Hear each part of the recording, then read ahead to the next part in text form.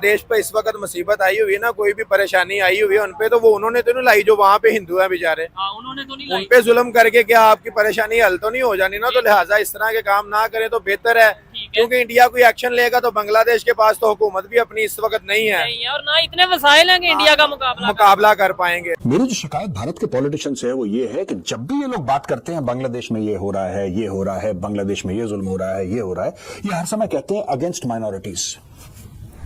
आपको पता है कि वहां पे जाने जा रही हैं हिंदुओं की, वहां पे दुकानें लूटी जा रही हैं हिंदुओं की, वहां पे मंदिर तोड़े जा रहे हैं हिंदुओं के, लेकिन पता नहीं क्या खुजली है सेक्युलर होने की कि जो सच है वो भी नहीं बोलना चाहते लोग।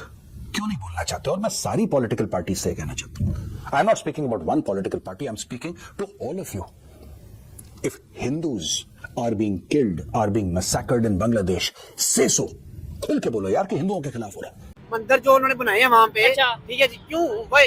अच्छा ऐसे फिर मेरी बात नहीं, मेरी बात, मैं एक सवाल करूंगा उसके बाद यही सेम क्वेश्चन, यही सेम बात। अगर हिंदुस्तान के लोग कहते हैं कि यहाँ पे जो मस्जिदें बनी है क्यों बनी है, इन्हें डिमोलिश करते हैं, फिर आप क्या किया नहीं है? उन्होंने किया नहीं, तो अगर जिसने किया वो ठीक ही है जी सर, उन्होंने गलत किया है। हमारी मस्जिद डिमोलिश हो तो वो गलत है, उनका मंदिर डिमोलिश राइट में, राइट में। कायदे आज़म ने बोला था कि आप सब आजाद हो मस्जिद में जाने के लिए, मंदिर में जाने के लिए, और अपना जहाँ पे भी आपकी गिरजाघर में जाने के लिए। तो फिर आप कायदे आज़म किस बात को मानते हैं? सर मुझे एक चीज बता दें, कि हिंदू और मुस्लिम इकट्ठे नहीं रह सकते, ये फिर तो फिर यहाँ पे हिंदुओं को रहने नहीं था देना। आपने तभी कहना था नहीं भाई जो हिंदू है चले तो ये गलती है ना, हम हमारी अपनी कमजोरी है ना। फिर वहाँ से वो सारे मुसलमानों को निकाल दे, पाकिस्तान आ जाए यार, तो बांग्लादेश चले जाए, हम अफोर्ड कर पाएंगे? नहीं कर पाएंगे। हमारा देखिए ना, इस वक्त अगर देखा जाए Syria, Iraq, Libya, Yemen, Pakistan, Afghanistan, Bangladesh, इन सारे कंट्रीज के अंदर कॉमन चीजें क्या है? इन सारी चीजों के अंदर ये है कि तालीम नहीं है। जहां तालीम नहीं होती वहां मजहब जो है वो सर चढ़ के बोलता है, बल्कि मजहब को कारोबार बना लिया जाता है।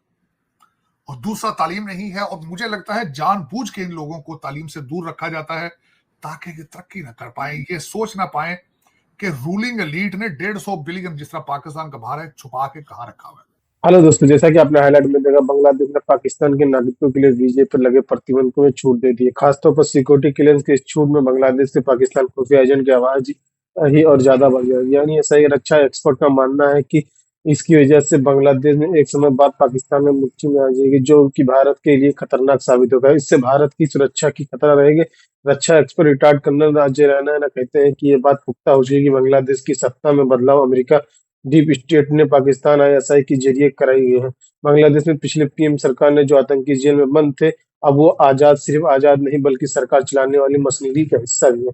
तो दोस्तों चलिए देखते हैं कि पाक मीडिया इस पर क्या रिएक्शन देता है, उनका क्या कहना है इस वीडियो। क्या कहना चाहेंगे अफगानिस्तान में या बांग्लादेश में या पाकिस्तान में, दुनिया के किसी भी कंट्रीज पे अगर मिनॉरिटीज पे जुल्म होता है, या हम देखें जी ये हिंदू है इसे काट दो, इसे मार दो, क्या ये बेहतर बात है? और इससे क्या देखें, पहले कश्मीर पे जब कश्मीर में जुल्म हो रहा था मुसलमानों पे, हम कहते हैं जी कश्मीर में जुल्म हो रहा है मुसलमानों पे, इस तरह ही उनके भी दिल है ना। अगर वहाँ पे अगर हिंदुओं पे जुल्म हो रहा है तो नहीं करना चाहिए, ठीक है, वो मुसलमान है, उनको चाहिए कि कभी हमारा इस्लाम हमें इजाजत नहीं देता किसी पे जुल्म करने की। लेकिन जो मजहब के नाम पे ये काम कर रहे हैं कि मजहब के नाम पे कुछ लोग इस तरह के हैं दरमियान में जो बस मजहब के नाम पे, बस यही है ना कि अभी सभी को जलील होना पड़ रहा है। वहाँ पे देखें, अगर उनके नहीं बन रही उनकी बात इंडिया के साथ, नहीं उनके मुज़ाकरात हो रहे हैं ना, नहीं चल रहे, तो ठीक है, वो जुल्म तो ना करें कम से कम हिंदुस्तानियों पे, हिंदू पे जुल्म तो ना करें, ठीक है। और अदरवाइज यही जब लेट्स सपोज इंडिया एक्शन ले लेगा, कोई वार या कोई ऐसी सिचुएशन, फिर हम कहेंगे लो जी लो जी इंडिया ने जी बांग्लादेश में मुसलमानों पे जुल्म कर रहे हैं जी, वो मुल्क उठ नहीं रहा जी, बातें नहीं कर रहा। अब मुल्क कोई नहीं उठ रहा जी हिंदुओं पे, ठीक है, वो अगर एक्शन लेंगे तो वो बड़ा देखिए ना, हम यहाँ से अगर बोलेंगे भाई कहीं पे भी गलत हो रहा है तो हम इसके खिलाफ हैं। अभी अगर हम खामोश रहेंगे और कल को लेट्स सपोज इंडिया कोई एक्शन ले लेते तो देखना इधर हमारे मीडिया पे क्या चलेगा। इधर मीडिया पे क्या, इधर सड़कें बंद कर देंगे यहाँ पे पाकिस्तान में, और वो उधर रहा होगा, यहाँ पे पाकिस्तान में सड़कें जाम हो जाएंगी, जो जुल्म हो रहा है। आज बोले ना, आज उनको मना कर दें कि भाई हिंदुओं पे भी जुल्म ना करो वहाँ पे, ठीक है, ठीक है, आपकी गवर्नमेंट आ जाती है, आप अपने मुज़ाकरात बैठ के हल कर लो जैसे भी आपके होते हैं, लेकिन ऐसे नहीं होता कि आप भाग जाओ यहाँ से, ऐसे कर लो वैसे कर लो, छोड़ दो ये चीज कर दो। इसके ऊपर कि जो इस टाइम सूरत चल रही है, हमारे रिलेशन इंडिया से बेहतर होने चाहिए। भाईजान बात ये है कि आपने अपना ज़ाती फायदा देखना है, दुनियावी फायदा देखना है, या अपने रिलीजन को भी देखना है। रिलीजन हमने सभी फायदे व्हाट इज देखे। योर प्रायोरिटी, पहले तो अपनी प्रायोरिटी डिफाइन करें ना। आपकी प्रायोरिटी रिलीजन है। बताइए आपकी क्या प्रायोरिटी है? ये बड़ा उन्होंने अपनी तरफ से मुश्किल क्वेश्चन किया कि आपने ज़ाहिर यानी दुनिया का फायदा देखना है या आखिरत का, यही कहना चाह रहे हैं ना? तो किसका फायदा देगा? इनका ये सवाल बनता है। तो ऐसा एक अच्छा मुसलमान लाइफ गुजारनी है, ठीक है, लेकिन इस्लाम में आपने दीन और दुनिया इस्लाम में दोनों ये है को कि आप सबसे जंगे शुरू कर दो। मेरी अच्छा जी जी, इशू ये है कि जो करता है वही भरता थोड़ा है। इधर आ जाए जो मुकाफात अमल है ना, हाँ, हाँ। ठीक है, वो भी एक दुनिया में मुकाफात अमल भी तो यानी जो करता है वही बढ़ता है, इसका मतलब है। लेट भी कंप्लीट ना। अच्छा श्योर श्योर, अब आप ये देखें कि इंडिया ने हम्म। जो डंडा दे के रखा बांग्लादेश को, ठीक है, इधर को थोड़ा सा आ जाए जी, ठीक है। हिंदुओं ने जो डंडा दे के थोड़ा रखा इधर को पाकिस्तानियों को, ठीक है, ठीक है जी। अच्छा पाकिस्तान ने उन्होंने क्या क्या नहीं करवाया, ठीक है, और उनका बड़ा मेजर अभी भी ऑन ड्यूटी, अभी 4 दिन पहले उन्होंने उसने एक बयान दिया है। क्या? उसने कहा जी हम तुम्हें मुसलमानियों, हम तुम्हें यूं निकालेंगे, मुसलमानियों या पाकिस्तानियों? बंगालियों को कहा, बंगालियों को ठीक है? निकालेंगे। उन्होंने बड़ा स्ट्रिक्ट बयान दिया उसने, ठीक है। हिंदुइज्म को उसने पूरा प्रमोट किया है। ठीक है। हम मुसलमान कह रहे हैं नहीं, निगोशिएट होना चाहिए। ओ भाई क्यों भाई, यार वो मुसलमान मुल्क है ना, बांग्लादेश, ठीक हो बांग्लादेश गया, मुसलमान तो भाई उनका रूल होना चाहिए, ठीक हो गया। जैसे अगर आप कहते हैं हम आप ये कह रहे हैं, अच्छा आप कंप्लीट करें फिर मैं आपसे बात करूंगा, बड़ा मजा आएगा, ठीक है। आप मुझे चीज बताइए जी। कि वहाँ पे फ्रांस में स्कार्फ लेने पे पाबंदी है। नहीं, आप इससे फ्रांस की तरफ ना जाएं, आप इससे कल्चर को प्रमोट किया, किया, हिंदुओं चले ने, किया, यहूदियों ने, ठीक यहूदियों है? ने किया, ठीक है। अच्छा, यूदों ने सारे ने किया अपने कल्चर को ठीक प्रमोट। है। हम अपने कल्चर को क्यों नहीं प्रमोट करते भाई? किसने रोका कल्चर को प्रमोट सर, करने से? मेरी बात सुनना, ठीक हो गया। अब अगर हिंदुओं सरकार सलम के जो है ना कंधे मुबारक पे हज़रत अली चढ़ के उन्हें बुत तोड़े खाना काबा से, अच्छा। अगर तो फिर सरकार सलम से बड़ा तो पीस वाला बंदा कोई नहीं था। ठीक है, ठीक यानी हो गया। आप ये कहते हैं कि आज के दौर में आप ये आज का दौर क्या है? नहीं नहीं हमें नहीं, मरना नहीं है, मरना है कोई वो भी दौर सब। होगा। आप मुझे बताएं, आप ये कहना चाह रहे हैं कि भाई हिंदुओं को बुत तोड़ दें या ये सब कुछ कर दें, आप ये कहना चाह रहे हैं? सर देखे मंदिर जो उन्होंने बनाए हैं वहाँ पे, अच्छा। ठीक है जी, क्यों भाई? अच्छा ठीक हो ऐसे गया। फिर जब यही एक बंगाली मेरी बात नहीं, मेरी बात मैं एक सवाल करूंगा उसके बाद यही सेम क्वेश्चन या यही सेम बात अगर हिंदुस्तान के लोग कहते हैं कि यहाँ पे जो मस्जिदें बनी है क्यों बनी है, इन्हें डिमोलिश कर दे, फिर आप क्या उन्होंने जवाब? किया नहीं है, उन्होंने किया नहीं, तो उन्होंने नहीं है। अगर जिसने ठीक हो किया गया। वो ठीक ही है जी सर, उन्होंने गलत किया है। तो हमारे यानी हमारी मस्जिद डिमोलिश हो तो वो गलत है, उनका मंदिर demolish. Right way, right way. आप इस इस्लाम के कहना पॉइंट चाहते ऑफ व्यू से हाँ, इस्लाम में हमें कहा गया है कि गैर मस्जिद जितने भी हैं उनकी इबादत गाहों की हिफाजत करनी है, ये चीज ठीक है, ये और किसने उन्हें कहा? अपनी इबादत करने में आज़ादी है। ठीक है। मुझे आप अच्छा रेफरेंस दे क्या ये चले एक मिनट इस्लाम को साइड पे एक मिनट के लिए, क्योंकि मुझे मजहब का इतना ज्यादा नॉलेज नहीं है, और दूसरे नंबर पे कोई ऐसी बात ना मुंह से निकल जाए जिसकी वजह से बात कोई खराब हो।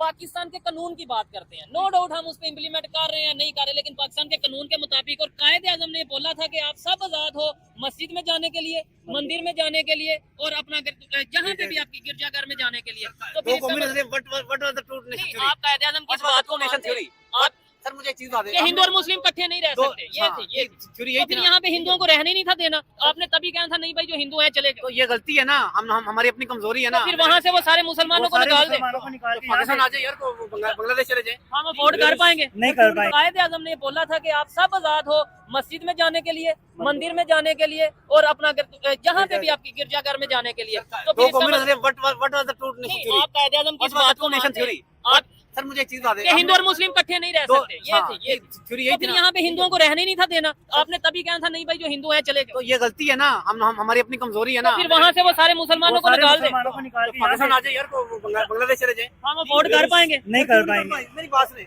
आप इकोनॉमी में क्यों जाते हो? तो फिर किस में जाए? इकोनॉमी अगर सोल्यूशन होती है ना दुनिया में, अच्छा। ठीक हो गया, तो सबसे ज्यादा इकोनॉमिस्ट जो है ना वो अकल इस्लाम की जहाँ थी, सबसे ज्यादा इकोनॉमिस्ट जो है ना मस्जिद की साइड पे जा रहे हैं। ये क्या माइनॉरिटीज, कौन सी माइनॉरिटीज के खिलाफ क्या क्या हो रहा है, आप ये तो बताइए ना। बिकॉज कोई ये नहीं चाहता कि भाई इंडिया में बैठकर, भारत में बैठकर यहां पे दुनिया को ये मैसेज वो दे दे गलती से कि साहब हिंदुओं के खिलाफ तो लोग बोलेंगे कम्युनल है, देखो देखो ये तो हिंदूवादी है, ये तो हिंदुत्व की बात कर रहा है, इसको सिर्फ हिंदुओं की चिंता। अरे हिंदू होकर हिंदुओं की चिंता नहीं होगी तो किसकी होगी यार? मुझे एक बात समझ में नहीं आती, इतने डिफेंसिव होकर कब तक जियोगे यार, कब तक जियोगे इतने डिफेंसिव होकर? हिंदुओं के मंदिर टूट रहे हैं और कौन जाता है मंदिर में, और कौन जाता है मंदिर में, और कौन सी ऐसी कम्युनिटी है, राइट, वहां पे जैन तो है नहीं, लगभग ही नहीं है वहां पे जैन, अगर होंगे तो बहुत ना के बराबर होंगे, वहां पे अगर बौद्ध हैं तो ना के बराबर होंगे, सिख मैंने देखे नहीं बांग्लादेश में, ईसाई होंगे थोड़े बहुत, लेकिन तोड़ा किसको जा रहा है, टूट किसकी दुकानें रही हैं? रेप किन की औरतों के साथ हो रहा है? अगर हिंदुओं के साथ हो रहा है तो मैं जितने भी बीजेपी हो, कांग्रेस हो, कोई भी पार्टी हो, मैं हाथ जोड़ के आपसे ये विनती करता हूं, भारत सरकार से भी, कि आप खुल के बोलिए कि हिंदुओं के खिलाफ हो रहा है। Be very categorical about it, right? अगर आप ये देखिए, अगर ये लगता है मुस्लिम देशों को कि फिलिस्तीन में कुछ हो रहा है, they always say that Muslims are being killed. There is no sense of apology. There is no sense of being defensive. They're very blunt, upfront about it. सारा सेक्युलरिज्म का ठेका हमें ले रखा है, सारा कॉन्ट्रैक्ट हमें ही मिला है कि वहां पे हिंदू सारे के सारे, भगवान न करे बर्बाद हो जाए, भगवान न करे सारे के सारे मर जाएं, मंदिर टूट जाए, तब minorities. There are no minorities. There are specifically Hindus being targeted. And let's be very categorical about it. तो दोस्तों, ये तो मनवा लिया बांग्लादेश से। अब अगला स्टेप ये है कि यहां पे सफाई अभियान शुरू हो गया। बात है 2016 की, और किरण रिजिजू, आप सब उनको जानते हैं, मुझे बताने की आवश्यकता नहीं है, उन्होंने भारत की पार्लियामेंट में यह बोला था कि at last count there were more than 20 million Bangladeshis in India. यानी कि बांग्लादेश के, उन्होंने पार्लियामेंट में बोला, किरण रिजिजू साहब ने, कि भारत के अंदर 2 करोड़ से ज्यादा बांग्लादेशी। ये 8 साल पहले की मैं बात कर रहा हूं। आज की तारीख में कितने होंगे नोबडी नोस। ये कहां है 2 करोड़? ये 2 करोड़ हैं कहां पे, मुझे एक बात समझ में नहीं आ रही। और अगर 2 करोड़ हैं तो एक एक को पकड़ के निकाला जाए।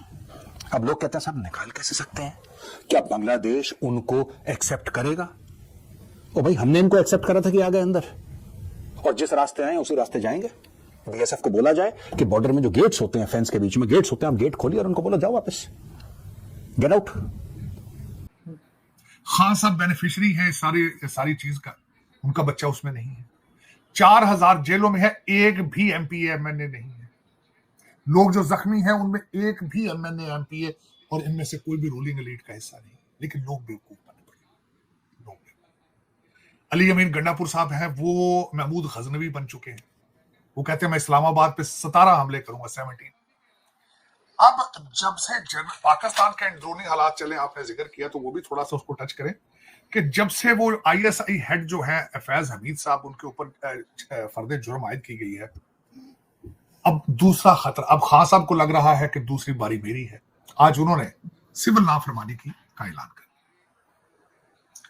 वो कहते हैं, एक तो उन्होंने ऐलान किया है कि पैसे ना भेजें, पैसे डायरेक्ट ना भेजें, पाकिस्तान ना भेजें।